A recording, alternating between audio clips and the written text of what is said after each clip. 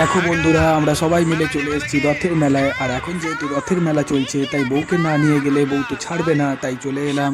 আর সেখানে গিয়ে আমার ছেলে হাওয়াই মিঠাই পেয়ে এসে খুব খুশি আর খুব আনন্দ পেয়েছে। চলো তাহলে যাওয়া যাক মেলার ভেতরে। আর হ্যাঁ, তোমরা যদি জেনে থাকো এই মেলাটা কোথায়, অবশ্যই কমেন্টে জানিও। মেলায় ছিল আজকে মোটামুটি ভিড়, তাই গুটি গুটি পায়ে এগিয়ে গেলাম ভেতরের দিকে।